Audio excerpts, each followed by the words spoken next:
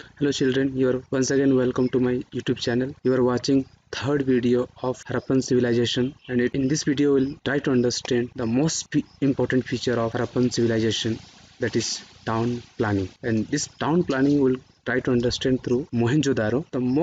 As I told, the most spectacular part of Harappan structure is the large scale town layout. These towns you can compare with today's town planning. So the city is Mohenjo-daro city is divided into two parts. One is Citadel and second one is Lower Town. Citadel area is smaller than Lower Town, but Citadel is established on a higher platform. That is why it is known as Citadel, and second one is Lower Town. What is Citadel? It was built on mud brick platforms. It was walled and separated from Lower Town. Children, in this slide we'll see that town was divided into two parts. Which are these two parts? तो number one is this is citadel, okay, और दुर्ग जिसको हिंदी में बोलते हैं. This citadel is highly protected area. It was walled and it was made on a higher platform than Lower Town. And second part you see there, this full area, Lower Town. So town was divided into two parts, Citadel and Lower Town. We can just imagine that Citadel part means in this part all the rulers were staying and their official works, all the official buildings were here. They ruled from the Citadel. And in this part, that is Lower Town, in this part this is the residential area of the public. Okay, so the town has two parts. The citadel was probably used for specific public purposes.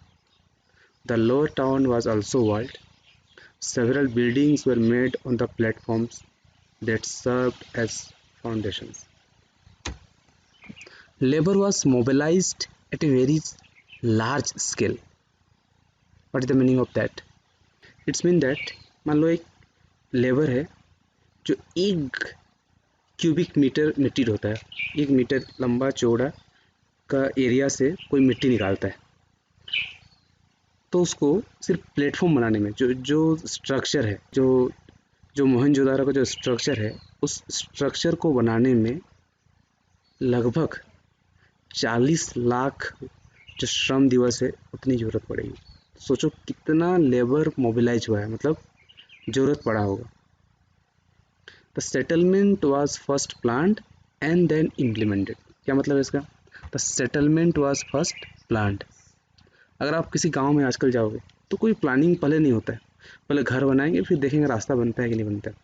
जो जितने आजकल भी जितने जो old cities हैं वहाँ कोई town planning नहीं था. बिल्डिंग बन गए, रोड कहीं इधर निकाल लिए, किधर निकाल लिए. लेकिन अगर आप हड़प्पन सिविलाइजेशन के जो सिटीज़ की प्लानिंग देखो तो ऐसा उनको प्लानिंग लगता है कि the settlement was first plan and then implemented. इसको समझने के लिए हम लोग जैसे दिखाते हैं आपको. सबसे पहले वो लोग क्या बनाए होंगे? प्लेटफॉर्म बनाए होंगे. ओके, उसके बाद क्या किए? उसके बाद उसमें हाउस बनाए गए होंगे. ये हाउस बनाए गए, ठीक है. और हाउस बनने के बाद देखो जो बीच में भाग छोड़ा गया है वो रोड के लिए छोड़ा हुआ है. ये तो रोड 1, रोड 2, रोड 3, रोड 4 देखो. तो और सारे रोड, उसको नेक्स्ट जो पार्ट है उसमें हम देखेंगे कि सारे रोड जो है रेक्टेंगल में कटते हैं. स्ट्रेट लाइन में रोड बनाए हुए हैं और ट्रायंगल में कटते हैं. इसका मतलब क्या है कि पहले प्लेटफॉर्म बना, मतलब पूरा प्लानिंग किया गया. पहले प्लानिंग किया गया कि प्लेटफॉर्म तैयार करना है, कौन सा भाग खाली छोड़ना है, इसको उन्होंने प्लानिंग किया और उसके बाद उन्होंने स्ट्रक्चर खड़ा किया है.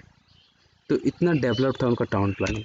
BRICS used in the buildings were uniform in size और लगभग सारे के जो साइज हैं वो हैं 4:2:1 के रेशियो में. तो average size of every bricks जो निकलता है मोहनजोदारो में वो है 28 सेंटीमीटर लंबा, 14 सेंटीमीटर चौड़ा और 7 सेंटीमीटर ऊंचा. ठीक है, The roads and streets in the lower towns were laid out in a grid patterns intersecting at right angles. जिसे मैं दिखाया था. The streets and trains were first laid out and then houses were built on the same pattern. अब देखो ये जो road है वो राइट एंगल्स करते थे. तुम पैरेलल देखो एक जो रोड बने हुए थे और एक जो मेन रोड जा रहा है वो रेक्टेंगल में काटा. इसको बोलते हैं हम लोग grid pattern. The lower town of Mohenjodaro. अब हम लोग आते हैं सेकेंड पार्ट में. The lower town of Mohenjodaro provides example of residential buildings. Most of these buildings were centred on A courtyard with rooms on all sided. क्या मतलब इसका? हर एक घर लगभग के बीच में एक आंगन होता था और उस आंगन के चारों तरफ रूम्स बने हुए थे. Different activities like cooking, weaving etcetera were carried out in the courtyard particularly during the hot and dry seasons. और इस आंगन में खाना बनाने का काम, कपड़े बुनने का काम, ये सारे चलते रहते थे वहाँ पे आंगन में बैठ के. There were no windows along the walls on the ground floor so privacy could be maintained. एक इम्पोर्टेंट फीचर है, देखो क्या है कि ग्राउंड फ्लोर में जितने घर होंगे उस पर कोई विंडो नहीं मिलेगा. एक खूबी और है, जो दरवाजे होते थे वो वॉल के बीच में नहीं होगा, वो साइड में होगा ताकि प्राइवेसी मेंटेन हो. ठीक है ना. ये बिल्डिंग है, देखो ये एक मोहनजोदारो का जो बड़े बिल्डिंग में से एक है. तो उसमें देखो ये जो ये दिख रहा है, ये पार्ट, ये आंगन है और इस आंगन की तरफ देखो रूम बने हुए. देखो ये सारे जो हैं रूम बने हुए, चारों इधर रूम बने हुए, ये सब रूम है. The main entrance did not provide view of courtyard and interior. और जहाँ से आप एंट्री कर रहे हैं उस एंट्री पॉइंट से सीधे आपको जो कोर्टयार्ड है वो नज़र नहीं आएगा या इंटीरियर पार्ट जो है वो नज़र नहीं आएगा.